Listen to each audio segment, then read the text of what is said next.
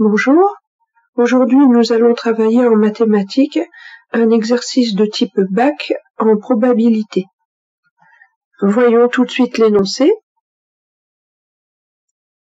Nous avons la probabilité de A qui désigne la probabilité d'un événement A.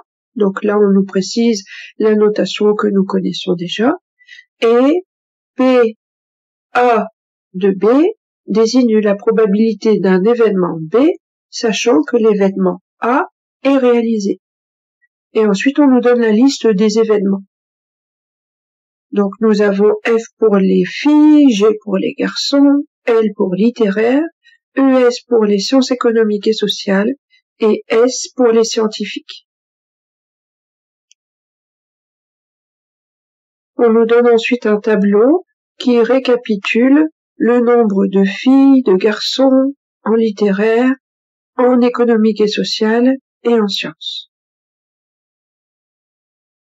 Voyons les questions maintenant. On nous demande dans une première question de calculer une probabilité, donc deux probabilités en fait, petit a et petit b.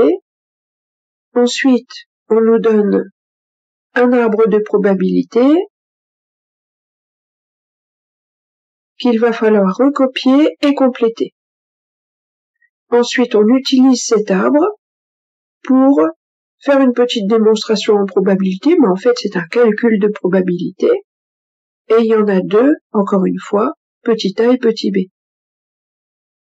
La dernière question nous dit qu'on choisit successivement et au hasard 10 élèves de terminale, et à la fin on voit qu'il va falloir aussi calculer une probabilité.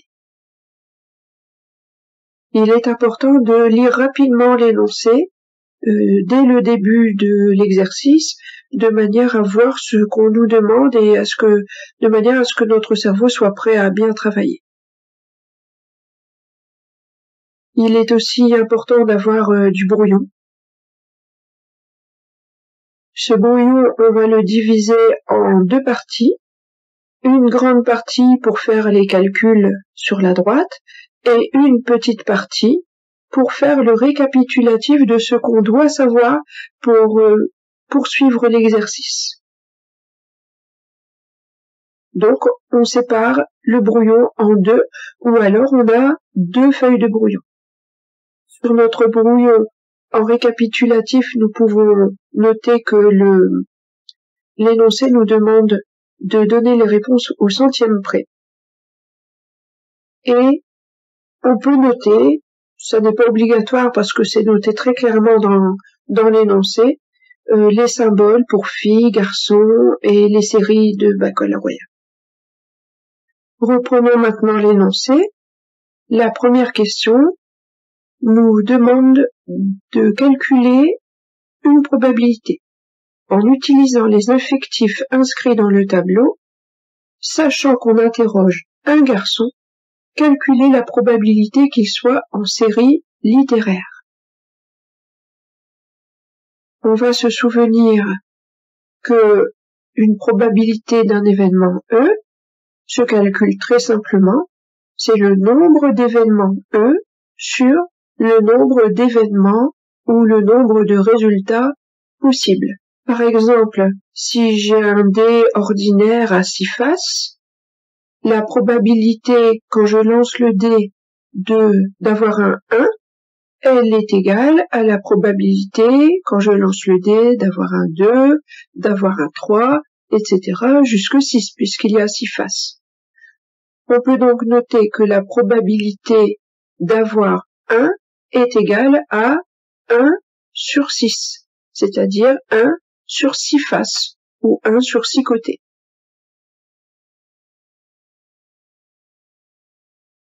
Rappelons-nous aussi que quand on lance le dé, le total des probabilités est égal à 1. Et on peut le vérifier facilement avec cet exemple, puisque 1 sur 6 plus 1 sur 6 plus 1 sur 6 plus 1 sur 6 plus 1 sur 6 plus 1 sur 6 est égal à 6 sur 6. Et 6 sur 6 est égal à 1. La question A nous demande de calculer la probabilité, sachant qu'on interroge un garçon. Nous observons donc le tableau de l'énoncé, nous voyons la colonne garçon, nous trouvons le total en bas de cette colonne, nous le notons. Il est dit de calculer la probabilité qu'il soit en série littéraire. Disons le tableau, la ligne littéraire, chez les garçons. Et nous notons également ce nombre. Donc, sur notre copie, nous notons en mathématiques la probabilité demandée. Parmi les garçons, quelle est la probabilité qu'ils soient en série littéraire? Nous notons l'opération, le nombre de garçons en série littéraire divisé par le nombre de garçons. Avec la calculatrice, nous obtenons un nombre que nous écrivons sur la copie. C'est un nombre approché, donc on ne va pas noter qu'il est égal, mais approché. Notre brouillon nous rappelle que nous devons toujours donner les résultats au centième. Nous avons donc pour résultat 11 080 divisé par 138 617 est à peu près égal à 0,08. Il est bien de noter sur la copie les opérations que nous faisons, parce que si nous faisons au final une petite erreur, le professeur va voir que notre raisonnement est bon. Et donc on ne va pas perdre tous les points. Nous pouvons maintenant noter dans notre récapitulatif le résultat que nous venons d'obtenir. La question 1b nous demande de calculer la probabilité qu'un élève se trouve en série scientifique. Il n'est pas question ici de choisir parmi les filles ou parmi les garçons, il s'agit des élèves en général. Donc, nous allons trouver dans le tableau de l'énoncé le total des filles, 176 109, et le total des garçons, 138 617.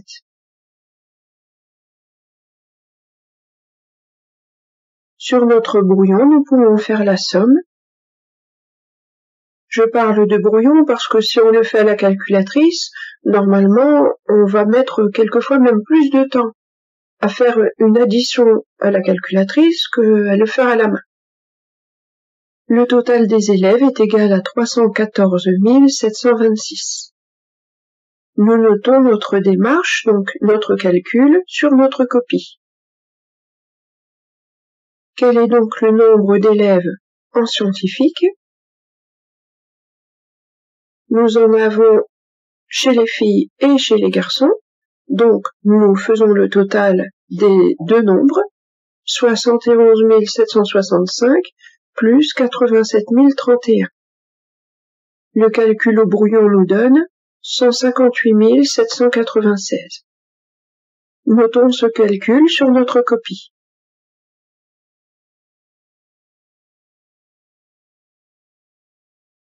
Nous écrivons ensuite sur notre copie que la probabilité de trouver parmi les élèves un scientifique est égale à la probabilité de trouver un scientifique, 158 796, sur l'ensemble des élèves, 314 726. La calculatrice nous donne un résultat approximatif que nous n'oublions pas d'arrondir au centième. P de S est donc à peu près égal à 0,50.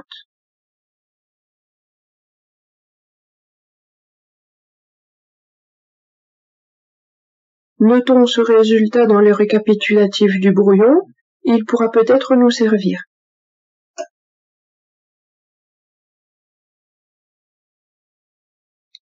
La question 2 nous demande de recopier et de compléter l'arbre de probabilité. Nous avons vu il y a quelques instants que le total des probabilités est égal à 1.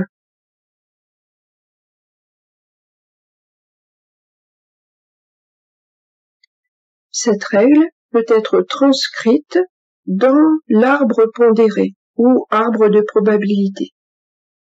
Nous avons par exemple ici un arbre pondéré avec deux solutions possibles. L'une a pour probabilité 0,4. Comme le total des probabilités est égal à 1, la deuxième possibilité sera égale à 1 moins 0,4 égale 0,6.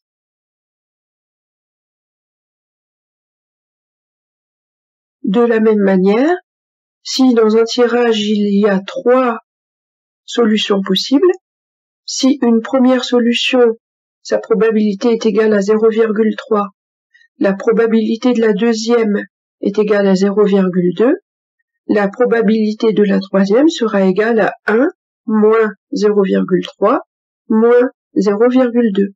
Donc, la probabilité de la troisième sera égale à 0,5.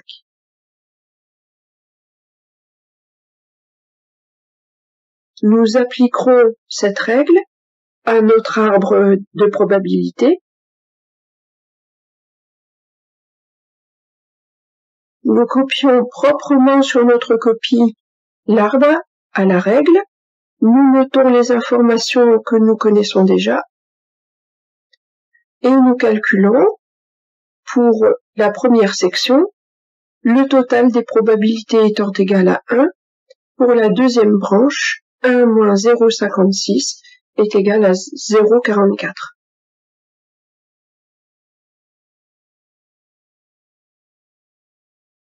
Cela nous donne les proportions de filles et de garçons.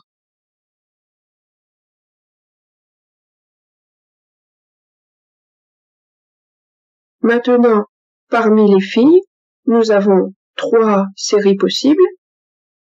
Les probabilités sont égales à 0,23 pour les littéraires et 0,36 pour les économiques et sociales. Donc, au total, 59. 0,59. 1 moins 0,59 est égal à 0,41. Nous avons donc une probabilité chez les filles pour être scientifique égale à 0,41.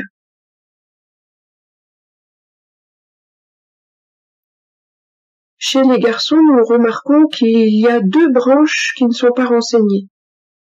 Mais le récapitulatif de notre brouillon nous donne une des 2 réponses. Cette réponse, nous pouvons la reporter directement sur notre copie. Il nous reste à calculer la dernière branche. Nous avons 0,08 plus 0,29 égale 0,37. 1 moins 0,37 est égal à 0,63.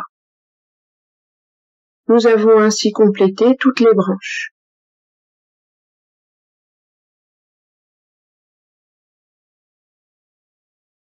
Il nous reste à compléter les petites feuilles au bout des branches.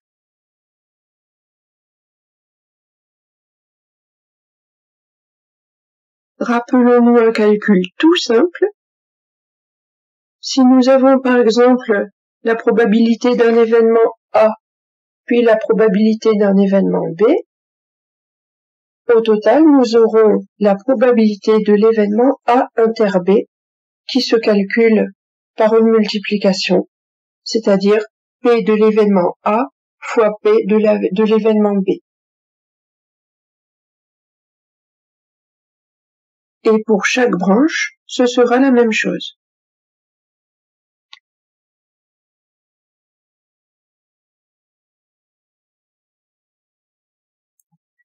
Donc pour chaque branche, chaque extrémité de branche, nous faisons une multiplication toute simple. Par exemple, pour la première, 0,56 fois 0,23 la calculatrice nous donne un résultat approximatif que nous notons évidemment au centième près comme on nous le demande, à savoir 0,13. Pour les branches suivantes, c'est la même chose.